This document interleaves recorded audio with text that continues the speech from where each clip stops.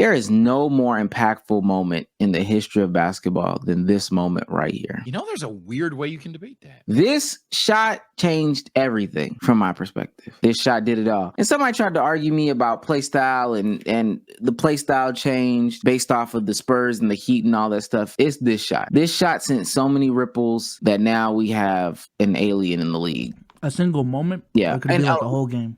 And let me say for audio listeners, that was Stephen Curry's, I think it was 2016 shot, OKC, the game winner, the one from the R in the logo. Yeah. I mean, if you want to do a game, that's fine. What should game be, so? 2012 Game 6 versus the Celtics when LeBron finally figured that out.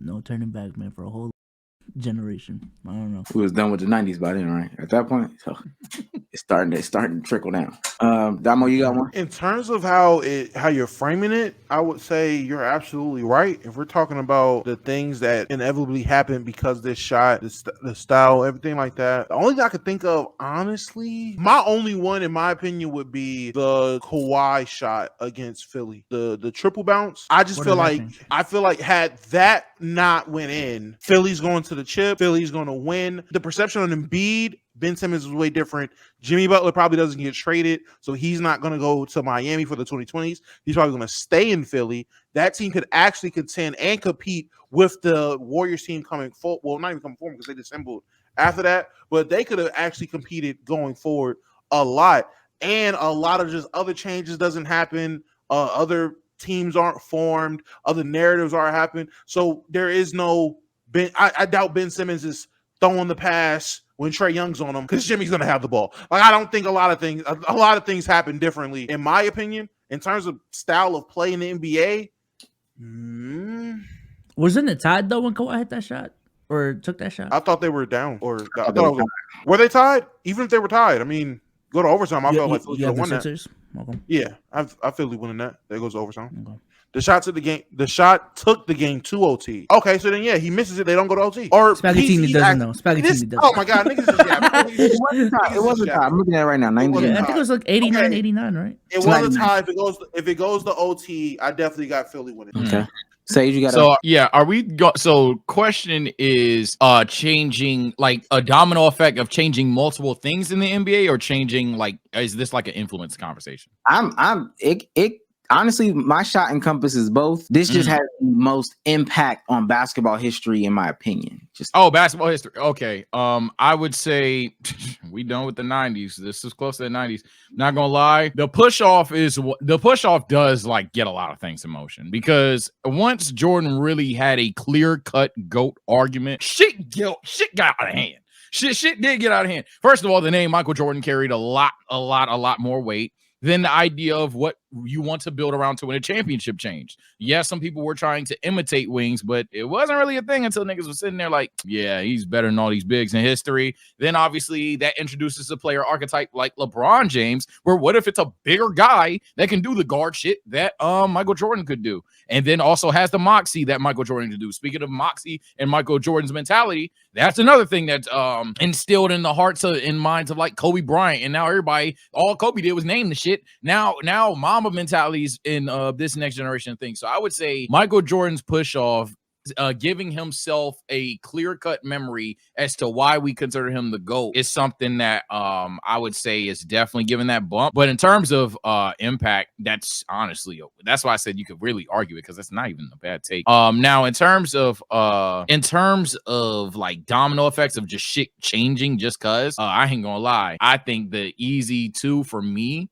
and maybe this is me being biased as a potential Lakers fan or just what LeBron could impact. One is the Celtics in 08. Kobe has a three-peat. Shit gets out of hand again. Kobe gets a second three-peat. Kobe gets a three-peat, essentially is next-gen MJ. Oh, my God, Lord, shit's out of hand. And then definitely LeBron not making the finals before or never playing Kobe, sorry. If we ever had LeBron play Kobe, shit would have got crazy, but I don't know what that moment would be. I guess like Dwight's block or some shit. I don't fucking know what that moment would be. I think the Lakers beating the Cavs back then would change a lot of conversations. You said what? Like would it actually change conversations? If Lakers beat Cavs? Mm-hmm. Yeah. Kobe will be pushed way higher. Crazy domino, dog. Kobe That's why will I'm be literally higher. saying. No, I'm talking about like not on some shit that the general public will believe. I'm talking about for y'all. Would your perceptions of those two players change? If Kobe got a dub on LeBron, yeah, I ain't gonna lie. It'd be like, I was a big Bron hater back in the day, so absolutely, I feel like that would have ended the debate. And growing up and understanding the game, I still think I would have had remnants of, Bron's my GOAT, but I watched that nigga Kobe take his heart. Second. Like, that's what I was saying, bro. Like to add on to that, I would sit there 2009, 2010, 2011, and especially in 2012. I said they're like, he might be better, but I ain't picking them if they play each other. He might be better. You know what? Fine. In 2009, 2010, Kobe better. 2011, Kobe's way better. The frozen one. So follow up question. Oh, go ahead. 2012, I'm sitting there like, okay, LeBron might fuck with him, but if they play each other. And so, but go ahead. Follow up question: would the Lakers have beaten the Cavs if they faced off? Yeah, I think that's that's the unfair part about it. Yeah, the Lakers were supposed to stomp the Cavs. You want Booby Gibson to put up a fight the Lakers were supposed to stomp the Cavs. It's unfair, but so the only reason Kobe ain't better than LeBron is because LeBron lost before meeting Kobe. That's how the NBA Finals and logic works. Because the only reason LeBron's not a GOAT to some people is that he's 4-6, but it's almost like he made the finals 10 times. The only thing that might have saved it is if he loses to Kobe, but then he beats Steph, KD, right? Clay, Draymond. If they win, especially if they win after Kyrie leaves, oh my god, I don't know. If that nigga wins in 2018, oh my lord, there's nothing in the history of basketball that could have happened to make me not say Bron was number one. I'm sorry. Bron would have been my GOAT overnight. I mean, literally, he would have been, if he wasn't already, he'd have been my GOAT overnight. But to add on to that would have given LeBron fans an easy argument that, well, Kobe beat before prime LeBron. This is prime LeBron. Prime LeBron did this. GG's. So. Because also what he would have had to do in order to do that, he might have had to average like close to 50 points, close to 20 assists, and close to 20 rebounds. And nigga was putting up. He had to put up Wilt numbers, literally. So he would have to beat those Warriors to be over Kobe in this hypothetical. In this hypothetical, yeah. Because once you lose to the GOAT, like you know how we had that football segment a while back about Mahomes.